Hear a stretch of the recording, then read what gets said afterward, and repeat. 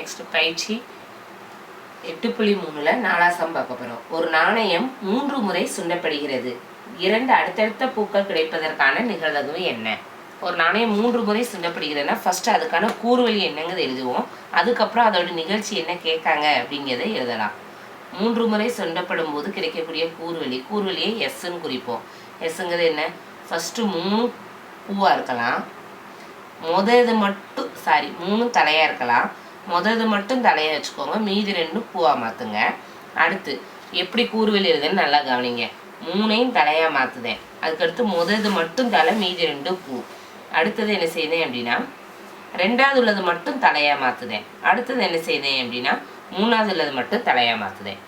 3 தலை, முதது மட்டும் தலை, 2வது உள்ளது மட்டும் தலை ஹச்சு, அடுத்து லாஸ்ட் ஒன்று மட்டும் தலை. அடுத்து என்ன செய்தேன்னா ஹச் இருக்க இடத்துலலாம் டீ போட்டுருங்க. டீ இருக்க இடத்துல ஹச் இருக்க இடத்துல டீயும், டீ இருக்க இடத்துல ஹச்சும் போடுங்க. H D H, H H D. அப்போது மொத்தம் ஒரு நாணயத்தை 3 முறை சுண்டும் போது கிடைக்கக்கூடிய கூறுவழி NF என்ன அப்படின்னா 8. நம்ம எழுதுறது கரெக்டு தானே அப்படின்னு கண்டுபிடிக்கனா நாணயத்துலேருந்து எத்தனை பக்கம் இருக்குது? 2 பக்கம் இருக்குது.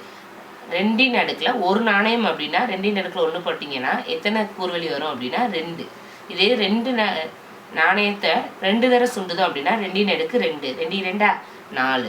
இதே இது நாணயத்தை 3 தடவை சுண்டுதோம் அப்படின்னா 2ன் அடுக்கு 3, 2ன் அடுக்கு 3 என்ன? 2 2 4, 4 2 8. அப்போ நம்ம கண்டுபிடிச்சிக்க கூறுவழி என்னது? கரெக்டு, 8 கூறுவழி இருக்குது.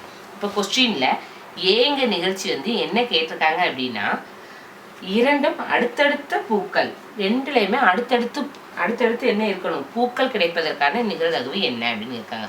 இங்கே பாருங்கள், இது 3மே தலை, அடுத்தடுத்த டீங்க தான் பூ. அடுத்தடுத்த பூக்கள் இருக்கிறதுக்கான நிகழ்வு என்ன அப்படின்னா என்னென்னங்கிறத எடுத்து போகிறோம். அப்போ HTT வேற, இது அடுத்தடுத்து இல்லை. இது 2 அடுத்தடுத்த பூக்கள் இருக்கா, இது ஒன்று. அடுத்து 3 இதில் அடுத்தடுத்த பூக்கள் இருக்குல்ல, இது ஒன்று. இங்கே வேற எது இருக்கா?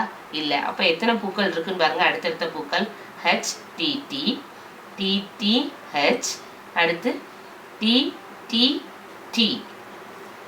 இப்போ ஏங்க நிகழ்ச்சி 2 அடுத்தடுத்த பூக்கள் இருப்பதற்கான நிகழ்ச்சி என்க அப்படின்னு எழுதிட்டு ஏயோட நிகழ்ச்சி எழுதும். இப்போ NF என்ன? எத்தனை இது இருக்குது? 3. அப்போ நம்மளுக்கு கேட்குறது NF NF கேட்கல, நிகழ்தகவு என்னன்னு கேட்காங்க. நிகழ்தகவு அப்படின்னாலே ப்ராபபிலிட்டி B(A). B(A) ஃபார்முலா என்னது? NF(A)/NF(S). ப்ராபபிலிட்டி ஏங்கிறது நம்ம இங்கே அசம்ஷன் பண்ண நிகழ்ச்சி நம்மளாக எடுத்துக்கக்கூடியதான். அது எந்த லெட்டர் வச்சுனாலும் நம்ம எடுத்துக்கலாம். NF(A)யோட வழி 3, NF(S)ஓட வழி 8. அப்போ இதுக்கான நிகழ்தகவு 2 அடுத்தடுத்த பூக்கள் கிடைப்பதற்கான நிகழ்தகவு 3/8.